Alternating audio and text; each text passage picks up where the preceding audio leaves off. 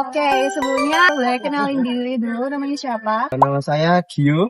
Nama saya Andreas. Jadi aku izin tanya ya, menurut kalian tuh apa aspek yang buat kalian tertarik buat berkunjung di Bedugul dibanding destinasi di Bali yang lain? Soalnya kan kalau kita dari Semarang kan kelihatannya asing dengan yang kayak pura. Kita kan nggak tahu ya kalau di Semarang tuh mungkin ada beberapa pura tapi kan nggak sebanyak yang di Bali. Jadi mungkin menurut kita pribadi, karena gimana ceritanya kalau kita ambil tanggapan saya kan kita hitungannya jarang banget ke Bali kan, jadi gitu. Kalau menurut Anda? Sama. Terus menurut kalian fasilitas, harga, atau makanan yang menurut kalian kurang memuaskan di Bedugul nggak? Sejauh ini belum sih, soalnya di Jepang tuh ada bapak tuh kita tanya-tanya pun mereka juga humble ya. Jadi welcome gitu ya? Welcome banget. Andreas? Nggak ada. Nggak ada ya, Bu? Iya, Jadi nggak sejauh ini masih aman ya? Iya. Selanjutnya tuh aku mau tanya, kalau Bedugul tuh lebih banyak kunjungi wisatawan lokal, kayak kalian, hal apa yang perlu dibaikin atau ditingkatin biar makin banyak kunjungannya gitu? Mungkin dari segi guide-nya ya, mungkin beberapa kali ke sini kekurangan tour guide gitu loh Kak. Jadi misalnya kita udah ada di sini, cuma kita bisanya cari dari Google gitu loh. Lebih suka lagi kalau misalnya ada yang jelasin langsung, jadi kita bisa tanya-tanya. Kalau misalnya kita dari Google kan apa-apa harus ngetik, apa-apa harus ngetik. Jadi ada tour guide-nya tuh kayak, wah ada tour guide nih, kita boleh tanya apa kan. Yang terakhir, apa yang membuat kalian itu enggan berkunjung kembali atau memilih destinasi lain? Jadi maksudnya tuh kalian bakal kesini lagi atau enggak setelah ke Bedugul ini? Mungkin kesini lagi ya, soalnya kita kan study tour nih Kak. Ada di mana waktunya itu kayak kurang pas itu loh. Misalnya kita udah nih explore sini, tapi kan ini kan luas. Jadi kita nggak bisa explore sana, nggak bisa explore sana, nggak bisa explore sana. 4 tahun lagi mungkin kesini lagi. Menurut saya kesini lagi sih, soalnya hari ini aja hujan. Oh ya. Oke, siap. Pertanyaan pertama. Menurut Anda, apa keunggulan utama Bedugul dibandingkan objek wisata lain di Bali, baik dari sisi daya tarik maupun pengelolaannya? Kalau dari segi daya tarik, keunggulan utama dari Bedugul inilah udaranya yang sejuk. Kalau tempat lain mungkin ada kayak budaya gitu kan, tapi udaranya masih cenderung panas. Iya, Pak.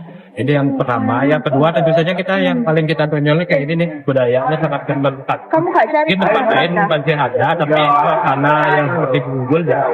Yang pertanyaan kedua ya, kendala internal apa yang paling sering menghambat peningkatan kualitas layanan atau fasilitas di Bedugul? Jadi dari segi kendala, satu-satunya kendala kita di Bedugul ya ini, hujan. Oh, hujan. Ya, hampir setiap hari karena kita kan dataran tinggi, jadi intensitas hujannya itu lebih sering daripada yang di dataran kita. Contoh mungkin nanti pas mau masuk terkendala kan, masih diam tipis kayak gitu. Itu yang kendala. Itu kan kendala Pak.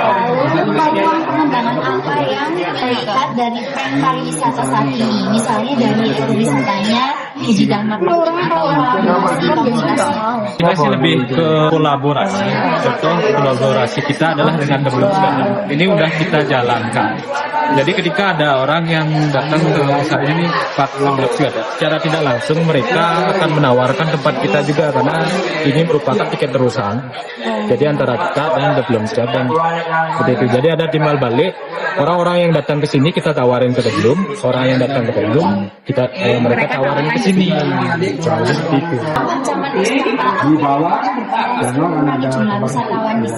Kalau ancaman eksternal kayak yang kemarin itu beberapa kendala itu dari bencana alam. Orang-orang takut ke Bali karena adanya banjir. Apa manfaat paling terlihat yang dirasakan masyarakat dari keberadaan sebagai lapangan pekerjaan yang kedua meningkatnya anggaran desa itu sih yang terlihat jelas. apa dampak sosial, lingkungan atau ekonomi negatif yang muncul akibat aktivitas pariwisata di sekitar Bedugul ini kan merupakan objek wisata budaya tempat suci. Kadang-kadang bagi wisatawan tidak tahu dan datang bulan atau lagi cuntake kalau dalam bahasa Bali mereka nggak tahu, akhirnya masuk dan mencemari kesucian dari umrah tersebut. Tapi kami sebagai masyarakat Bali setiap 1 tahun atau 6 bulan sekali itu selalu mengadakan upacara penyucian atau pembersihan. peluang apa yang bisa dikembangkan masyarakat untuk lebih terlibat terlibat dan mendapat manfaat lebih besar dari sektor pariwisata? Terutama di sektor perdagangan. Masyarakat sekarang itu menyalurkan hasil. Di sini kan kebanyakan petani ya, hasil buah-buahan kayak stroberi, markisa gitu.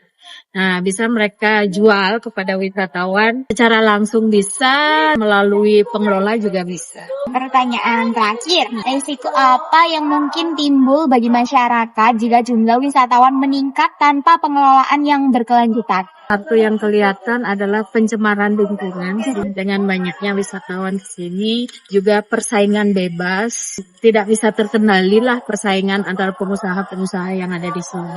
Oke Pak, langsung aja ya.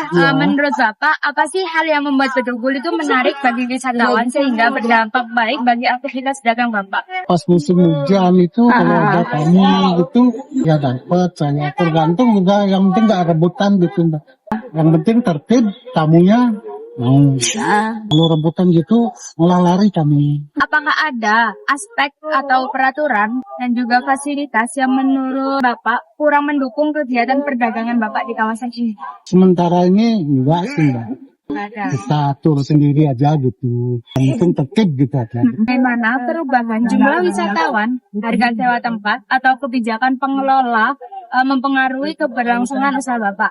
Ada gini, Mbak, tetap aja sama dari dulu sampai sekarang. Nah, di sini bukan apa nyewa gitu, Mbak. Kita cuma bayar 10.000 kalau kita keluar nyewain dulu. Apa faktor yang Bapak anggap berpotensi mengancam kelangsungan usaha Bapak?